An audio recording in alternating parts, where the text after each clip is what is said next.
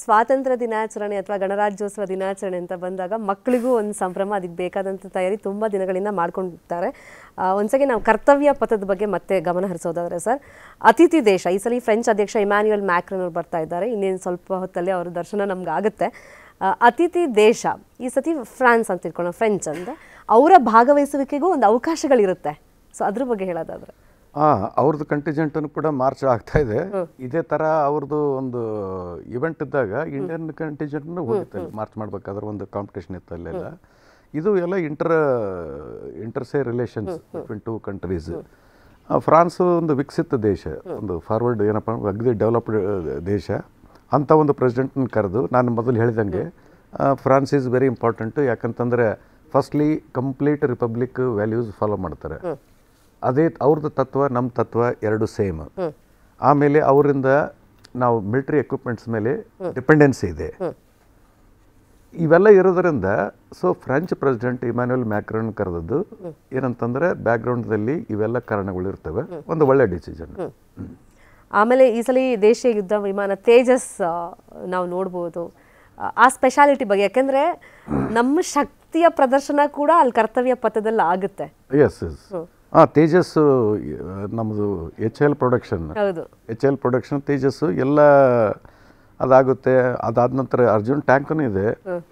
ಆಮೇಲೆ ಇದೆಲ್ಲ ಏನಂತಂದರೆ ಆ್ಯಕ್ಚುಲಿ ಹೇಳ್ಬೇಕಂತಂದರೆ ಇದಕ್ಕೆ DRDOಕ್ಕೂ ಸಾಕಷ್ಟು ಇದು ಕೊಡಬೇಕು, ಇಂಪಾರ್ಟೆನ್ಸ್ ಕೊಡಬೇಕು. ನಮ್ಮದೇ ಆದಂಥ ಎಕ್ವಿಪ್ಮೆಂಟ್ ಇದ್ದರೆ, ನಮ್ಮದೇ ಆದಂಥ ಏರ್ಕ್ರಾಫ್ಟ್ಸ್ ಇದ್ದರೆ, ನಮ್ಮದೇ ಆದಂಥ ಒಂದು ಟೆಕ್ನಾಲಜಿ ಇದ್ದರೆ ದೆನ್ ಬೇರೆ ದೇಶಗಳ ಮೇಲೆ ಡಿಪೆಂಡೆನ್ಸ್ ಭಾಳ ಇದೇನಂತಂದರೆ, ಈಗ ಫಾರ್ ಎಕ್ಸಾಂಪಲ್ ಏನಾಯ್ತಂದ್ರೆ ಕಾರ್ಗಿಲ್ ಯುದ್ಧದಲ್ಲಿ ನಾವು ಬೋಫರ್ಸ್ಗನ್ನು ತೊಗೊಂಡದ್ದು ಸ್ವೀಡನ್.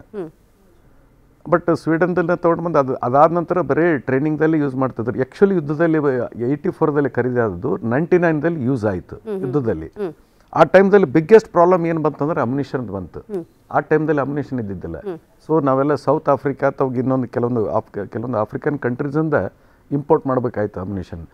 ಸೊ ಆ ಥರ ಏನಂತಂದರೆ ಅಮ್ಯುನಿಷನ್ ಆಗಲಿ ಎಕ್ವಿಪ್ಮೆಂಟ್ ಆಗಲಿ ಕೆಲವೊಂದು ದೇಶಗಳು ಇಲ್ಲಿ ಅಮೇರಿಕಾ ಲೀಡಿಂಗ್ದಲ್ಲಿದೆ, ಚೈನಾ ಎಕ್ವಿಪ್ಮೆಂಟ್ದಲ್ಲಿ ಲೀಡಿಂಗ್ದಲ್ಲಿದೆ. ಅದು ಅಲ್ಲದೆ ನಾವು ಕೂಡ ನಮ್ಮದೇ ಆದಂಥ ಒಂದು ಕೆಪಾಸಿಟಿ ಇರಬೇಕು.